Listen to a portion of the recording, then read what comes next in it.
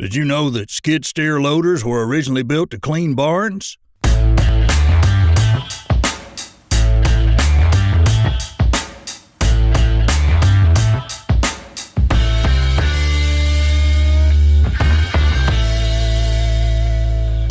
Skid steer loaders have now become an essential part of construction jobs. Whether it's bales of hay, heavy snow, or heaps of garbage crowding a construction site, a skid steer loader can just about deal with anything. There's even a skid steer flamethrower attachment offered by Skid Steer Solutions and Atera Attachments. Before buying a skid steer loader, ask yourself a few questions to help narrow down the options. 1. What specific type of work will you need the loader for? 2. Will the loader work on ground level, or will it be lifting items above the ground? 3. Would you consider your work area a small or large site? How much space is there for a machine to move around? 4. Is speed an important consideration in your purchase? And 5. What attachments will you need for your loader? Before we continue, have you liked the video and subscribed yet?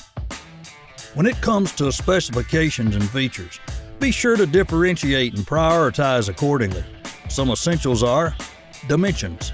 Depending on your work site, the size of your loader will vary. If you're working in a backyard, you'll need a smaller machine around 60 inches. However, a larger area will need a bigger machine. Tires. Examine your terrain and choose your tires accordingly. Solid rubber works well in challenging terrain, and foam-filled tires are effective because they're puncture resistant. Load capacity. How heavy will your typical load be?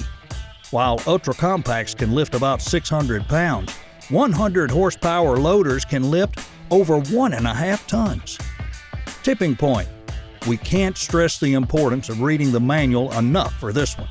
Generally speaking, your rated operating capacity, or ROC, is 30 to 50% of the machine's tipping point. Lift. Pivoting arms on a skid steer operate either with a radial lift configuration or a vertical lift configuration. The radial lift setup swings from a single pivot point, which causes the bucket to arc forward a bit during the lift. The vertical lift option does not cause the bucket to arc, however, it's a more complex system. We recommend discussing these differences with a technician or equipment dealer to understand which boom system is best for your application. Cabs. While every skid steer loader has a steel safety frame, cab options include cage style and glass enclosed. Horsepower. The power of the skid steer's loader engine is based on horsepower. Smaller machines have less than 50 horsepower. A midsize is between 50 and 70 horsepower, and large skid steers are over 70 horsepower. When it comes to attachments, there are quite a bit of options for a skid steer loader. Widely used attachments include a bucket, a fork, blade, a grapple, an auger, and snow handlers. We recommend you check out Vernig Attachments at vernigmanufacturing.com. That's VIRNIGMFG.com. They've got a solid supply and a great reputation. We want to hear what your favorite manufacturers are in the comment section below, but for the greenhorns, here's some of the most popular.